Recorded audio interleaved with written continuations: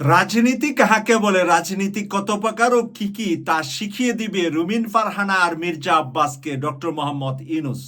আমার মনে হয় খুব শীঘ্রই তাদের জন্য স্কুল খুলবে ডক্টর মোহাম্মদ ইউনূস। যেভাবে কথা বলছে রুমিন ফারহানা ভারতীয় মিডিয়াতে গিয়ে ডক্টর মোহাম্মদ ইউনূসের বিরুদ্ধে, রাষ্ট্রের বিরুদ্ধে, এই কথাগুলার জবাব ডক্টর মোহাম্মদ ইউনূস জবান দিয়ে দিবে না, কাজ দিয়ে দিবে। ডক্টর মোহাম্মদ ইউনূস জবান দিয়ে কারোর সাথে ফাইট করবে না, কারণ তার উপযুক্ত আর এমন কোনো ব্যক্তি নেই বাংলাদেশে যার সাথে তার কথা বা বক্তব্য দিয়ে ফাইট দেওয়া সে নিজেও অভ্যস্ত না। অপরদিকে আমেরিকার সাথে বাংলাদেশের যে সুসম্পর্কটা যেভাবে আছে, সেই সুসম্পর্ক নষ্টের জন্য মির্জা আব্বাস বললেন স্টার্লিং আমরা চাই না, স্টার্লিং এনেছে আরাকান আর্মির জন্য, বাংলাদেশের কোনো উপকারে আসবে না। প্রিয় দর্শক, আমরা সবাই জানি এই স্টার্লিং আমেরিকা থেকে এনেছেন ডক্টর মোহাম্মদ ইউনূস স্যার। আমেরিকার সাথে ডক্টর মোহাম্মদ ইউনূস স্যারের রয়েছে গভীর সম্পর্ক। এই গভীর সম্পর্কের কারণে স্টার্লিং বাংলাদেশে এসেছে আধুনিক প্রযুক্তির সাথে। আমরা যেন তাল মিলিয়ে ভারত, মায়ানমার সহ আশেপাশের আমাদের দুশ্মনদেরকে সহজে আমরা প্রতিরোধ করতে পারি। সেই কারণে আমাদের অত্যাধুনিক প্রযুক্তি, পাহাড়ি অঞ্চলগুলোতে আমাদের ইন্টারনেটের যে প্রবলেম, সেই ইন্টারনেটের প্রবলেমটা দূর করার জন্য স্পেশালি আমাদের যেই অঞ্চলগুলোতে ইন্টারনেট অ্যাভেলেবেল নাই, সেখানে সরকারি সেনাবাহিনী, নৌবাহিনী, বিমান বাহিনী যাতে করে সেই ইন্টারনেট ব্যবহার করে তাদের সবসময় সব কিছু কমিউনিকেশন, যুদ্ধের প্রস্তুতি, যেই ধরনের হুমকি আসুক সেগুলা যাতে করে কুইকলি তারা একে অপরের সাথে যোগাযোগ মেনটেন করতে পারে, সেই জন্য আনা হয়েছে সেই স্টারলিংকের ইন্টারনেট। প্রিয় দর্শক, দুশ্মনী বা বিরোধী করার সময় আমাদের চিন্তা করতে হবে আমরা কার সাথে দুশ্মনী করছি আর কার সাথে বিরোধিতা করছি, কার সম্পর্কে কথা বলছি। এখন আর কথাটা ডক্টর মোহাম্মদ ইউনূসের সাথে রইল না, এটা চলে গেল আমেরিকার ইলন মাস্কের সাথে, এটা চলে গেল ডোনাল্ড ট্রাম্পের সাথে। ডোনাল্ড ট্রাম্প কোথায়, ইলন মাস্ক কোথায়, আর মির্জা আব্বাস কোথায়? প্রিয় দর্শক, আমরা দুঃখ পাচ্ছি যে বিএনপির মতন একটি বড় দলকে ধ্বংস করার জন্য এরকম মির্জা আব্বাস আর এরকম রুমিন ফারহানা দুজন থাকলেই এনাফ, এর চাইতে বেশি মানুষ লাগবে না। এর মাঝে তো আভ্যন্তরীণ সমস্যার জন্য দুদুভাই সহ আরো কয়েকজন আছেন যারা বিভিন্ন সময় বিভিন্ন কথা বলে বাংলাদেশের মানুষকে উস্কিয়ে দিচ্ছেন। এখন ইলন মাস্কের স্টারলিং নিয়ে মির্জা আব্বাস গতকাল যে বক্তব্যটা দিয়েছেন, যেই বক্তব্যের প্রধান অতিথি ছিলেন তারেক রহমান, যিনি আগামীতে বাংলাদেশের প্রধানমন্ত্রী হতে চান। প্রধানমন্ত্রী হওয়ার পরে সর্বপ্রথম সমর্থন কি ভারতের নিবেন না আমেরিকার নিবেন? আর আমেরিকার সমর্থন নিতে গেলে ইলন মাস্ক, যার নির্বাচনী ক্যাম্পিংয়ের প্রধান ব্যক্তি ছিলেন, আমরা ডোনাল্ড ট্রাম্পের নির্বাচনের সব ধরনের সব কিছুর প্রধানত ভূমিকা যিনি পালন করছেন, সেই ইলন মাস্ক হলেন স্টারলিংয়ের মালিক। আর ইলন মাস্কের কথা ছাড়া ডোনাল্ড ট্রাম্প শোনা যায় যে টয়লেটও যান না। ডোনাল্ড ট্রাম্পের যে কোনো কার্যক্রম, যে কোনো কিছুর সব কিছু যেন ইলন মাস্কের হাতে কলমে লিখার ভিতরেই ডোনাল্ড ট্রাম্প সব বাণিজ্য সব কিছু করে থাকেন।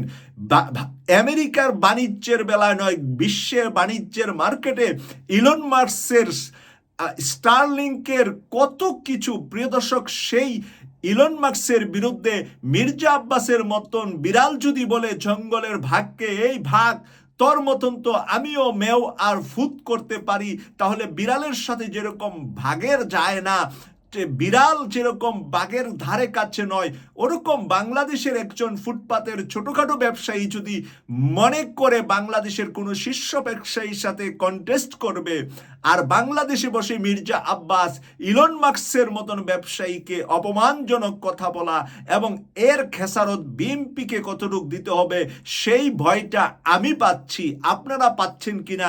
আপনারা আপনাদের মতামতটা আপনাদের মতো করে KTV24 এর কমেন্টস করে লিখবেন। প্রিয় দর্শক, আমি আজকে বলতে চাচ্ছি যে এই যেই মানুষগুলা অত্যাধুনিক শিক্ষিত নয়, এই বর্তমান বিশ্বের সাথে তাল মিলিয়ে চলতে পারে না, তারা কেন এইরকম কঠিন বিষয়ে, যেই বিষয়টা তারা নিজেরা বুঝেন না, সেই বিষয়ে কেন কথা বলতে যান? আর সেই বিষয়ে কথা বললেই তো থলের বিড়াল বের হয়ে আসে, তার অযোগ্যতাটা মানুষের সামনে প্রকাশিত হয় যে মির্জা আব্বাস স্টার্লিং কেন এসেছে, স্টার্লিং কি জিনিস, এটা কোনো মানে নতুন কোনো মিসাইল বা নতুন কোনো একটা অস্ত্র নয়, যেটা ডক্টর পিনাকি ভট্টাচার্য মস্কারি করে কালকা বলেছেন যে ইলন মাস্কের স্টার্লিং জিনিসটা কি, সেটাই মির্জা আব্বাস বুঝেন নাই। এবং না বুঝে উনি যে আতঙ্কিত স্টার্লিং নিয়ে, যেটা প্রযুক্তির দিক থেকে বাংলাদেশের দরকার, তরুণ সমাজের দরকার, বাংলাদেশের মেইল ইন্ডাস্ট্রিজের উন্নয়নের জন্য দরকার, যারা মেইল ইন্ডাস্ট্রিজ, গ্রুপ অফ ইন্ডাস্ট্রিজের মালিক, তাদের কাছে স্টারলিংকটা খুবই প্রিয় এবং খুবই প্রয়োজন, এক্সপেন্সিভ। যারা ব্যবহার করবে, তারা ব্যবহার করবে, এটা সাধারণ সকল মানুষের জন্য ব্যবহার করতে হবে। তো এটা বাধ্য নয় যে বাংলাদেশের প্রত্যেকটা জনগণ স্টারলিং ব্যবহার করতে বাধ্য, সরকার চাপিয়ে দিয়েছে এত টাকা দিতে হবে মাসে, এমনটা তো নয়। আমাদের দেশে এর আগে গ্রামীণ বিদ্যুৎ, এই সমস্ত কত কিছু মানুষের উপর চাপিয়ে দেওয়া হয়েছে, মিটার দেওয়া হয়েছে, মিটারে অটোমেটিক টাকা উঠছে মানুষের কাছ থেকে। আওয়ামী লীগ কিভাবে দুঃশাসন করে বিদ্যুৎ না দিয়ে টাকা ভিল নিয়েছে, সারা বাংলাদেশের 15.5 বছরের বিভিন্ন ঘটনা নিয়ে আমরা অনেক লাইভ টক শোতে আপনাদের সামনে কথা বলেছি। আর আজকে যখন ইলন মাস্কের ইন্টারনেট এনে বাংলাদেশকে উন্নয়নের দিকে এগিয়ে নিয়ে যাচ্ছে, আমরা যখন ওপরের দিকে যাচ্ছি, আকাশের দিকে উঠছি, তখন মির্জা আব্বাস সাহেব হয়তোবা মন্ত্রী হবেন। ওনাকে যদি এই আইসিটি মন্ত্রণালয়ের দায়িত্ব দিয়ে দেওয়া হয়, তাহলে আমাদেরকে বঙ্গোপসাগরে ঝাঁপিয়ে পড়া ছাড়া আর বেঁচে থাকার হয়তোবা কোনো রাস্তা উনি রাখবেন না। কারণ ওনার অজ্ঞতা গতকাল সারা বিশ্বব্যাপী সমালোচিত হচ্ছে।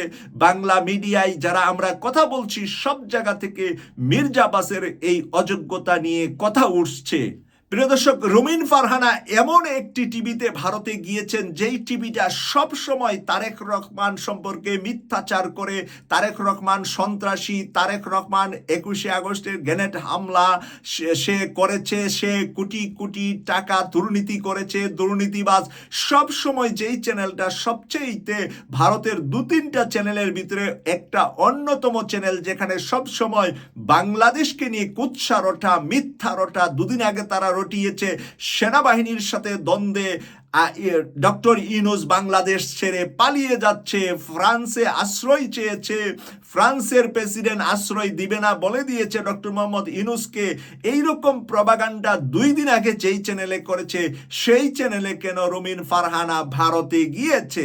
রুমিন ফারহানাকে যদি আমরা কল করি, বলবে ব্যস্ত, নতুবা টাকা না পেলে সে নাকি কোনো চ্যানেলে যান না, তার নাকি টাকার দরকার, টাকা ছাড়া কোনো চ্যানেলে কথাও বলেন না, 1 মিনিট সময়ও নষ্ট করেন না। প্রিয় দর্শক, সেই রুমিন ফারহানাকে তাইলে ভারত কত টাকা দিয়ে গত এই সময়ে, মানে বাংলাদেশের যখন একটা দুর্দিন যাচ্ছে সেনাবাহিনীর সাথে, আমরা যখন ডক্টর মোহাম্মদ ইউনূসের একটা ভুল বুঝাবুঝি বিভিন্ন জায়গা থেকে সৃষ্টি করার চেষ্টা করেছিল, যেটাকে ট্যাকেল দিয়েছে, ক্যারিসমেটিক কার্যক্রম করেছেন ডাক্তার শফিকুর রহমান, জামাতের আমির, আমরা জানতে পারলাম উনার মাধ্যমে ডক্টর মোহাম্মদ ইউনূস আর সেনাবাহিনীর ভিতরে যে ভুল বোঝাবুঝি হয়েছে, ভুল বোঝাবুঝিটা কমিয়ে এনেছেন বিএনপির মেজর যিনি ব্যক্তি, বিএনপির যিনি সবার উপরে, বেগম খালেদা জিয়ার সাথে টেলিফোনে মিটিং করেছেন ডাক্তার শফিকুর রহমান।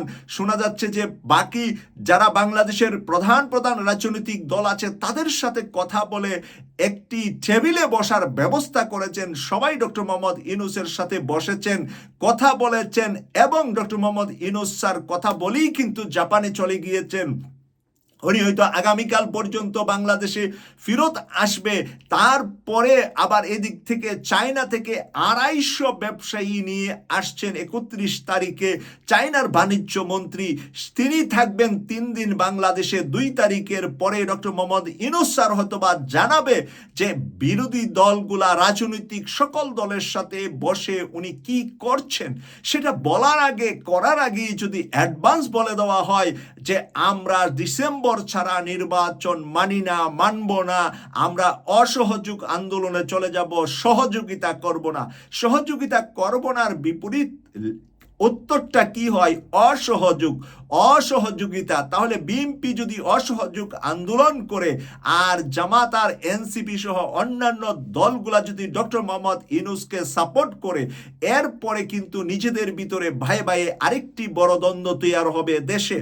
আর প্রিয় দর্শক, আমরা মনে করি বিএনপির মতন একটি বড় দল বিজ্ঞতার পরিচয় দিয়ে ডিসেম্বর থেকে জুন মাঝখানে 6 মাসের জায়গায় এটা কি 3 মাসে কমিয়ে আনবে না 2 মাসে কমিয়ে আনবে?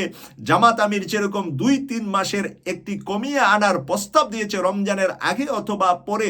প্রিয় দর্শক, সেই জায়গাগুলা সব রাজনৈতিক দলগুলা মিলেমিশে যদি সেই প্রস্তাবটাকে একসাথে বলে, একই সময়ে বলে, তাহলে হয়তো বা ডক্টর মোহাম্মদ ইউনূস স্যার তা নো বলবে না। কিন্তু চ্যালেঞ্জিংয়ে যদি আপনি ডক্টর মোহাম্মদ ইউনূস স্যারের সাথে যান, আপনি কি মাটিতে থাকবেন না মিশে যাবেন? আপনার রাজনৈতিক দল কতটুকু স্ট্যান্ড করতে পারবে, কতটুকু সফলতা অর্জন করতে পারবে, আমার রয়েছে অনেক সন্দেহ। আমার এই সন্দেহ দূর হবে আশা করছি আগামী 1 সপ্তাহের ভিতরে। বাংলাদেশের নতুন সূর্য দেখব, এই প্রত্যাশা রেখে আজকের বিশ্লেষণটি এখানে শেষ করছি। আমি সৈয়দ মাসুক, লন্ডন থেকে। আল্লাহ হাফেজ।